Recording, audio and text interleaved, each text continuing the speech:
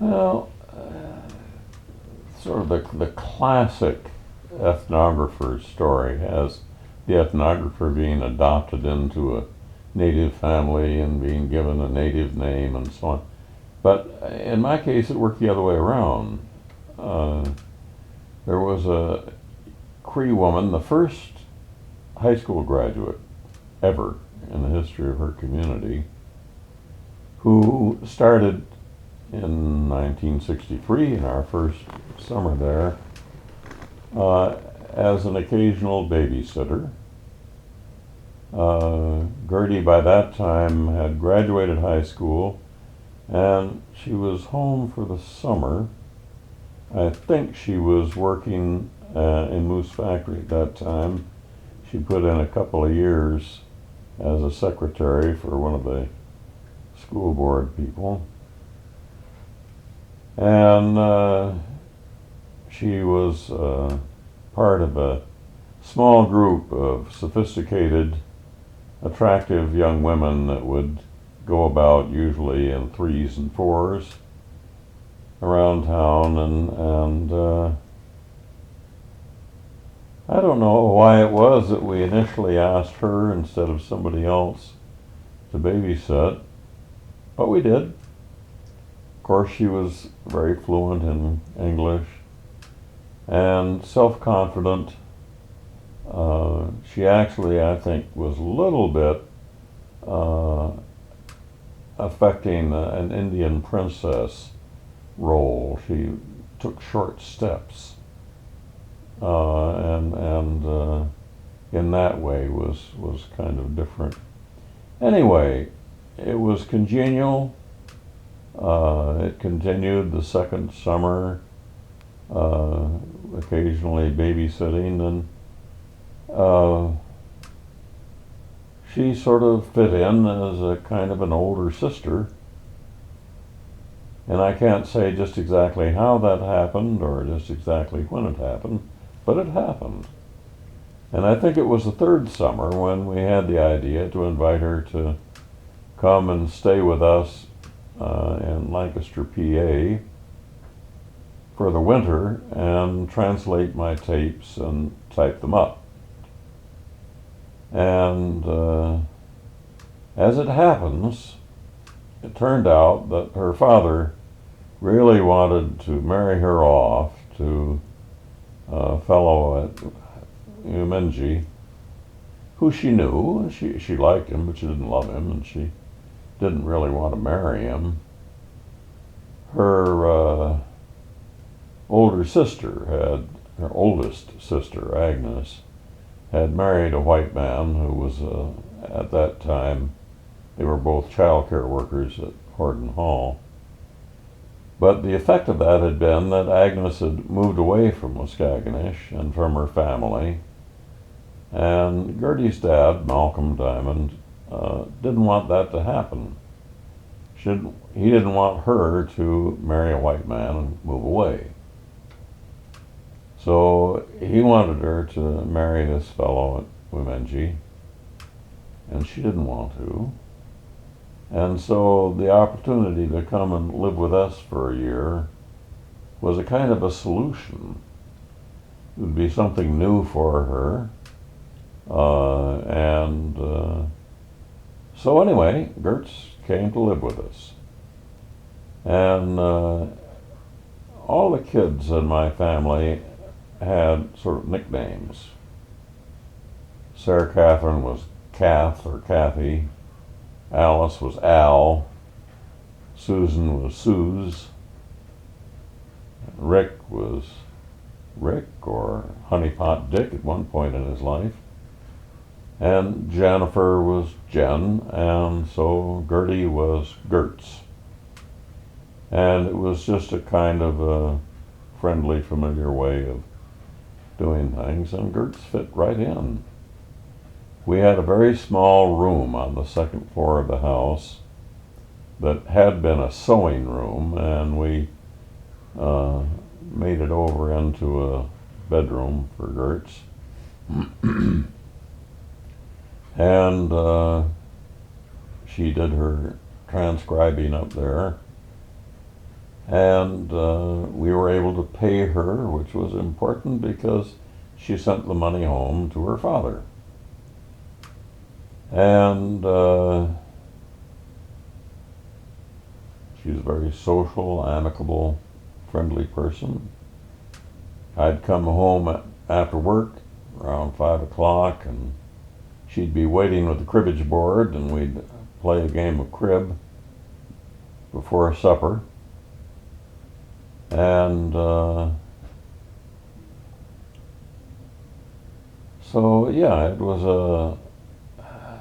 a relationship that developed in a kind of a natural, we'd now say organic way. I don't know what organic means. She didn't have much of a social life outside. She did date one guy once, Steve somebody. He was an artist and not very romantic, I guess. I tried to teach her to drive, which was a kind of a scary experience. Took her up to the parking lot at the college and drove around there some. She wanted to take flying lessons, and so we arranged for that, and she did the ground school classes and some flight. I can't remember whether she soloed, but she regarded herself at least as a qualified pilot. I think to the terror and amazement of somebody at Austin Airways later on when she got the controls of a Beaver, but I can't really remember that story very well. At any rate, she was a person with an up attitude towards things. She commented, not to me, but to a mutual friend that she was traveling with, that it was funny that she'd had to come and live with us in order to learn her own history, because she was transcribing the oral tradition stuff that I had recorded, mostly by John Blackned, not only. And so Sarah regarded her as a little sister, and I think the kids pretty much regarded her as a big sister. And she was fun to have around. She learned to sew from Sarah, use a sewing machine, and in a limited way to cook. She made Spanish rice once a week. We got a little bit on the tired side of Spanish rice, but she wasn't too keen to learn a lot of other recipes. And apparently that carried on in later years. At any rate, at the end of the school year, we were due to go back up to Waskaganish, and we asked her if she would like to come back for a second year. And she thought it over and thought she would. Well, she and I went up, just the two of us, in the winter, going to Fort George, and we got weathered in at Waskaganish. She went to stay with her parents, and their house was, she said the house was a little bit full and noisy. I think maybe her dad, who wasn't that keen on white men, wasn't making the offer. And I wound up staying at the Evangelical Missionaries' home, which I enjoyed. Larry and Peggy Linton, and they had a couple of kids, I guess. And then we went on up to Fort George for recording. And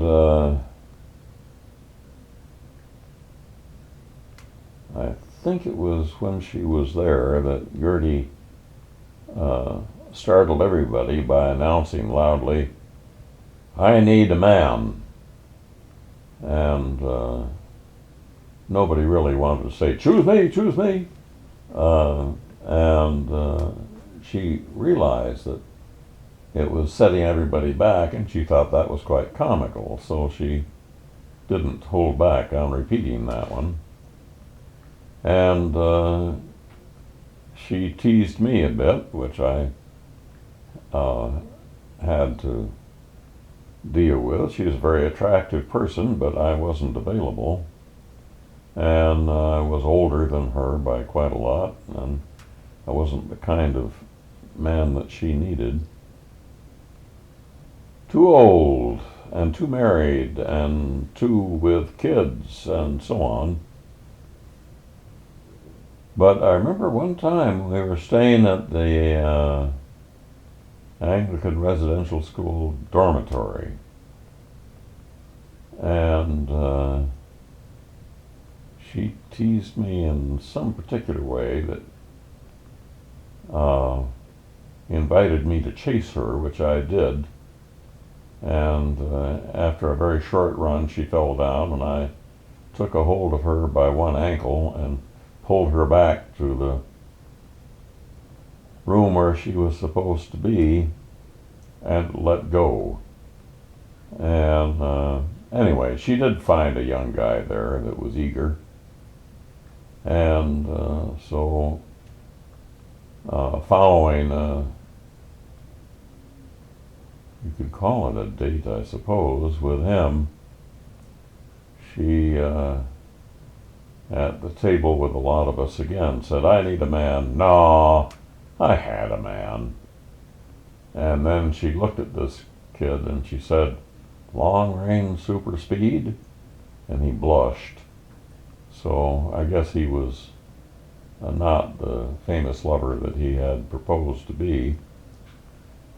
But anyway, that was about the limit of her experience with men while we had her staying with us, except that her boyfriend, this was a long distance romance with a guy that flew in the Arctic, a pilot, and Ken, can't remember what his last name was, but he came down for a visit. And they did have a day or two together, which she said was heavenly after he had left. But Ken, for some reason, didn't pan out. I don't know why. And we went off after the second summer. We were going to go to Fort George again. We got as far as Moose Factory, and Gene and Charlie Morrison were putting us up at their house, and Gertz went off to a party where she met John Murdoch. Well, this was a very fateful event. John was a young, handsome, intense teacher at Moose Factory at that time, and he made an impression. And so at any rate, we went to Fort George. That's where we recorded George Head and Samson Akapo and Charlie Kanatawat. And Gerti was pretty well managing the situation there. We had the tape recorder going, and she would interpret, and I felt like I needed to have some active role there, so I made tea and served them tea while the storytelling was going on. And I remember old George standing up, very dignified, big man, and formally shaking my hand and saying, "You can tell the people who hear these stories that they were told to you by a man that used to trap at Lake Kaniapaskow," which meant that he would walk a couple of 100 kilometers to work, pulling a toboggan. It was inland. He was an inlander. Well, when we went up the next summer, I couldn't go because I got notice that my 10-year limit was about to expire in my PhD program, and if I didn't have my dissertation finished, I was out. So Gerti took the tape recorder, and off she went to be the anthropologist.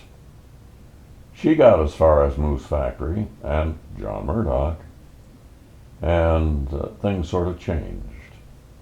And she and John became an item, and then she took John to meet her family in Waskaganish, and she instructed John, now, I want you to hang around my father and be ready to provide a helping hand in whatever he's doing. But, be there for him. And so he did. And after not too long, I guess, reluctantly, Malcolm decided that they could get married. And we didn't go to the wedding. I can't remember why. Partly because it was very expensive and I didn't have the money for a couple of passages up to Waskaganish. But that was the beginning of the John and Gerti period in this. And she had left a trunk full of her stuff at our place. So we agreed to meet them in Toronto. We would drive it up, get it across the border, and deliver the stuff. And we met them. John was staying at his parents' apartment. His parents were away for some reason. And we didn't have too much trouble getting her stuff across the border. I can't remember why. But John had just had all his teeth removed and a plate put in. He had decided to just go ahead and do the full sweep because there weren't dentists available up there, and this way they could knock him out and insert the false teeth. And while we were there, it began to really bug him. And finally, he took them out, which was a terrible mistake. Then he had to put them back in again, and I can remember him groaning loudly, moaning, trying to get the damn things back in. Well, we did. And we went to visit Al Shea, who had been the inspecting principal for the schools previously, and so Gerti and I both knew him pretty well. And I remember John fell asleep, sitting upright at Al's place. In pain, of course. But that was my impression of John. He's sort of the Iron Man guy. And so he and Gerti were at Waskaganish. He had a job in the school there. I think maybe she got a job in the school as well. And John had the idea to, not surprisingly, to radically improve the curriculum for the kids in the school so that it wasn't going to be Dick and Jane, C-Spot run and all that. It was going to be moose hunters instead of bus drivers, etc., etc. And it became what we wound up calling the Creeway Project. And that meant that the kids would go and interview grandparents and parents, and John would cobble together things from local sources, including the stories that I had recorded from John Blackned. And he wanted to print them up there. We got some Gestetner duplicator machines. Because John, very enthusiastic, he was a zealot. I think it's fair to call John a zealot, a paranoid zealot, but a zealot nonetheless. Very intense. And so I applied to the Donner Foundation for a grant in support of the Creeway Project, and we got it. And I called John and told him that the grant had come through. John told me that it had felt like a wall had fallen on him because he had never had success in that kind of thing before and wasn't quite ready for it. But it paid for Gestetner machines and other things. John would come down for a lightning strike purchase thing. I would drive him around to places and he would buy stuff enthusiastically, and then we'd get him back to Toronto Airport just in the nick of time to run onto the aircraft before they closed the door. John never liked to be early. And would send stuff up air freight and so on. Gerti was the heart of Creeway. John was the genius behind it, but John wasn't a people person. John was a loner, and Gerti wasn't. Gerti was a people person. And so it was a very good combination. And John got one or two people to work with him on the machines and to learn sort of the mechanics of Creeway. And Gerti did the face-to-face stuff, probably with these guys, but also with everybody else that was interested. And they turned out a lot of good stuff.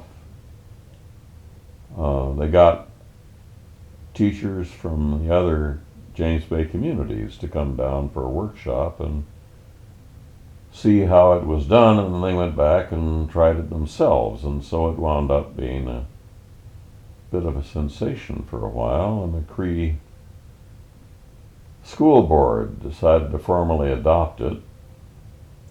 And Creeway became part of the Cree governing bureaucracy. But John and Gerti were, although they were the ones that had the ideas and got it launched, John wasn't too much of a team player. He wasn't much of a bureaucratic employee. And so he and Gerti went off to University of Saskatchewan at Saskatoon, where John did an MA. And he was able to do that because I was bootlegging some McMaster courses. We didn't have correspondence courses in those days, but we sort of did one anyway. Did several anyway, and then John would come down in the summer, sign up for a couple of courses, and then I would put the grades for the other ones in. And so he wound up with enough credits to get him going at University of Saskatchewan, and got his MA degree, and then he I think he didn't really want to go back. There was some problem while they were gone. One of the teachers who actively disliked John, and there were quite a few people that actively disliked John. He was sort of stiff and self-contained and not very friendly for some people. Anyway, this person went and took all the collection of photographs that John had made from various archives, including the Ottawa archives, and pitched them out in the snow, and so there was hard feeling. And then there was the suspicion that John was committing some kind of crime by claiming ownership of the Gestetner machines. And so Billy came to see me, and we went to see the folks at the Donner Foundation, and they said, well, we granted the money to this project under the auspices of McMaster, and they provided the accounting, which they did, and it was all above board, and there was no problem. And Billy was rather relieved because John was, at least formally, a part of family, Billy being Gertie's younger brother. And so anyway, they got through that crisis, and John went to the University of Manitoba to do a PhD. And his advisor there was somebody that I knew fairly well, Skip Coolidge. And Skip sent him for a term at McMaster for me to fill him up with theory. Well, that's easier said than done. John had his own curriculum and his own schedule, and so he could take almost anything and reinterpret it to a James Bay context. But he did read some theory. He did take some courses, including an Oceania course from Sid Mead, who was a Maori man who was a professor there at the time. He got all of his papers in before time and left. And all the other grad students were moaning and groaning and overworked and overtired and so on. And here was this Lone Ranger figure that came in and did all of his papers on time and left. And it left them in shock. It left me with a couple of file cabinets. And John got his PhD. Well, by this time, John's son, John and Gertie's son, John Paul, as he was called at that time, he's Paul John now, they got on fairly well. We called him JP. And I don't know what went wrong, but I think it was because JP went to law school to become a lawyer, and John decided to go to law school and become a lawyer. I think that was bad choice on his part. But in any event, the good relationship that had existed before, and I saw it. I visited them when they were in Val-d'Or, and it was Gertie's birthday, and I remember I sang happy birthday to her, and she was really kind of thrilled because I sang to her. But JP was in his late teens, and he was doing the driving. He was missing a couple of fingers on one hand, birth defect, which is the reason why Gertie didn't want to have any more children of her own, except by adoption. And I can remember JP pulling us into a parking space saying, "I really should be able to qualify for disabled parking, shouldn't I?" Held up this hand that was missing a couple of fingers. Good-humored, joking, everybody was happy. But something went really sour, and I don't know what it was, but I think it was because John became a competitor. And fathers should not undertake to become competitors with their sons. Anyway, JP pulled away. He married a lady from Mexico that he met in Montreal, where he was working as a lawyer. And John and Gertz flew to Mexico for the occasion. So I guess that was okay. Anyway, something soured there. John and Gertz adopted 2 kids from Saskatchewan Cree family that was in a disaster, marriage disaster. And then 2 more, 4 altogether. And they were a good deal younger than John Paul, of course, and were pretty needy kids. And Gertz spent a lot of time and care with those kids. I don't know that she was very physically affectionate. period. Uh, Not being physically affectionate when she was living with us was good. Uh, but when it's your own kids, maybe not so good. And maybe that's a reflection of the fact that Gert's was a residential school product. And that's one of the chronic problems when you grow up without that family connection to learn physical affection from your mother particularly, and your father as well, brothers, sisters. And so, at any rate, those kids have all had problems. And Gertz and I used to exchange family news by email. She still regarded herself as part of my family, and I regarded her that way. And I was proud to do that. And pleased. I loved Gertie. She'd been around a long time, and she'd been a part of our family for a long time, and she and I had been good friends for a long time, and she did all of this work on the tapes. She also would go out, take an axe and split wood. I remember her saying, "I'm going to write my father and tell him I'm not only transcribing tapes."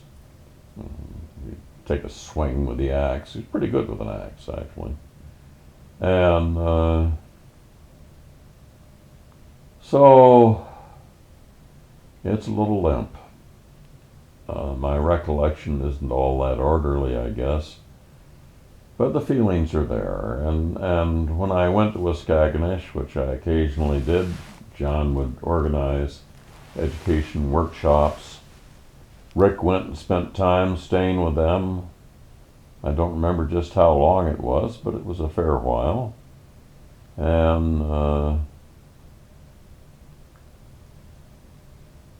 so, yeah, she was sort of a surrogate mother to Rick at that time. And I always stayed with them when I went to these workshops. That was good. John was pretty much strictly business, and Gertie was pretty much strictly gossip. And I enjoyed the gossip more than the business. And so we had good time together then, too.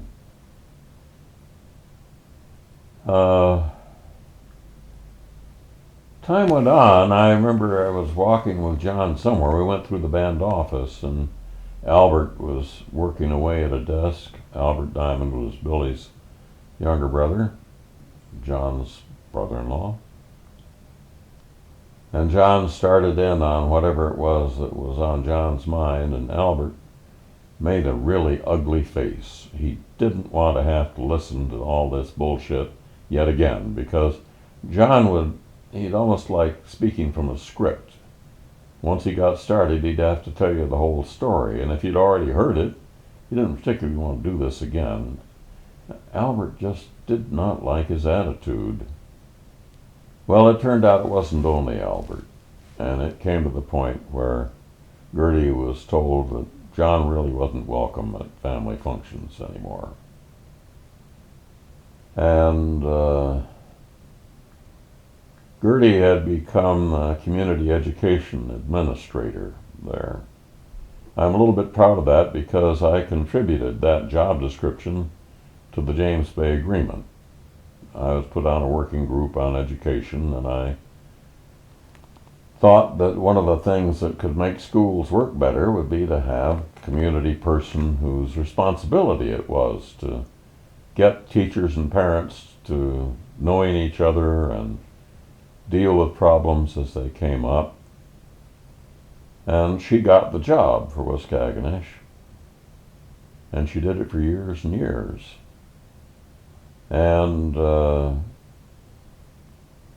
John felt that Gertie wasn't treating him fairly. Now, that's John's paranoia.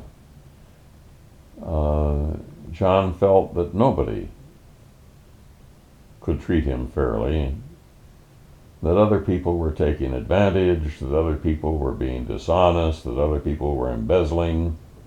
So he really sort of tore people down. Well, that's not a very good way to get along. And in a community like that, it was a disaster. And so he became more and more isolated.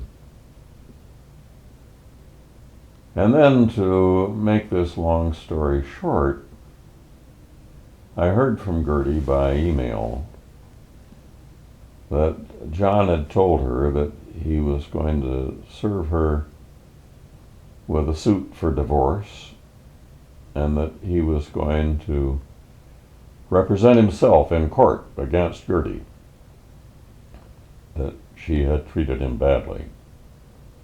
And Gerti said she felt so embarrassed and humiliated and really upset.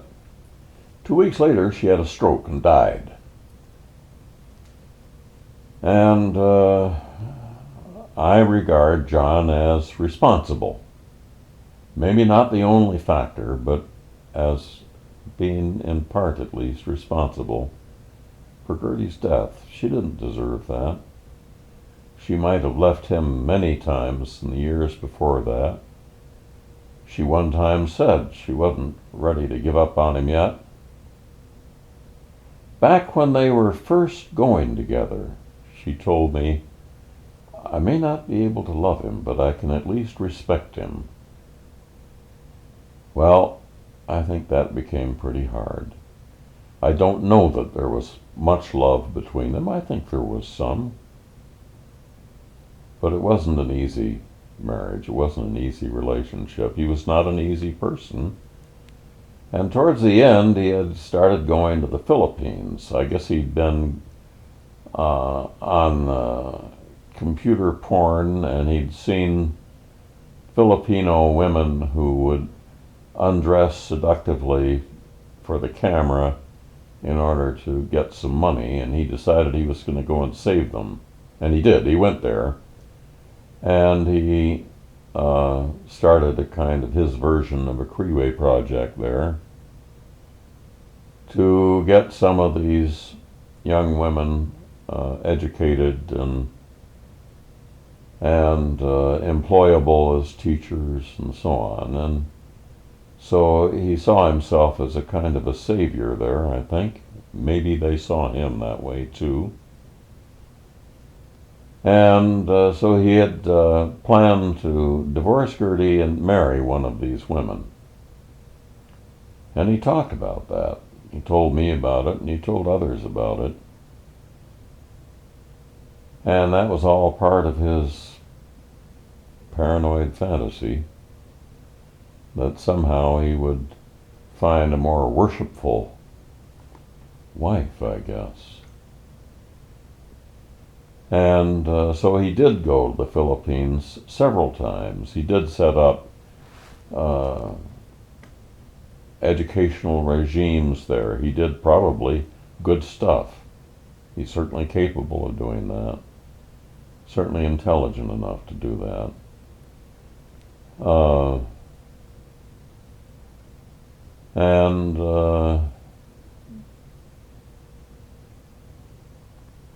When Gerti died, Betty and I and Jen and Susan all went to the funeral. And I remember when we came into the airport, we were met there and given a ride by Tim Whiskey Chan. And as we drove into town, there was Tim's vehicle, and behind us was John Paul, now Paul John, which was actually his legal name, but he had made that switch formally, and his wife in another vehicle. And as we drove into town, all the school kids were lined up along the street waving. And this was part of celebrating Gerti's life. And it was very touching. And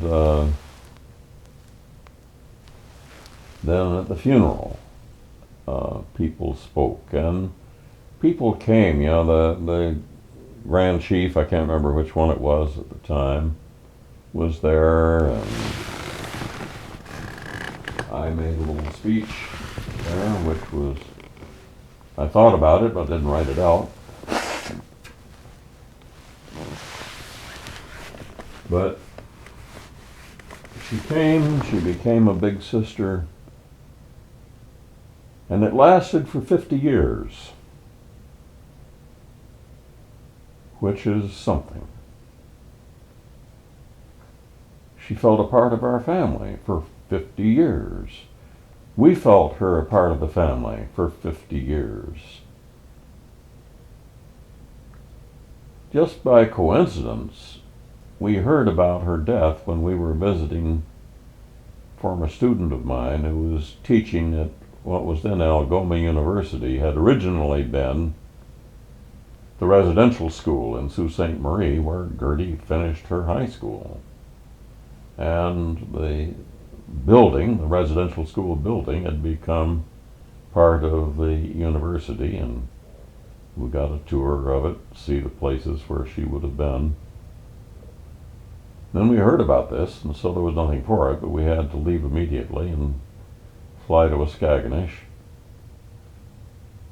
And Jen and Susan managed to get on to a pre-charter of people going up from Montreal. And